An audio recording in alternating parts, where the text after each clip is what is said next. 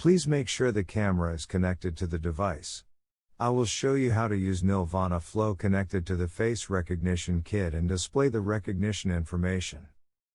Add the camera configuration node into Flow to control the camera. Double-click to update the setting of node. The MQTT broker is installed on the device in advance. The only thing you need to do is to input localhost to the server field.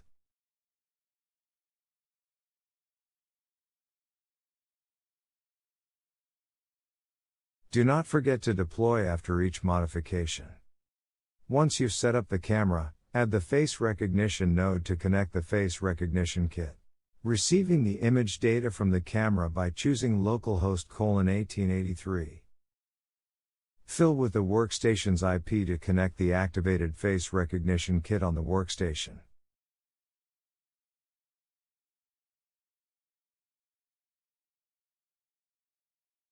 Add the image preview node to display the recognized face position and name.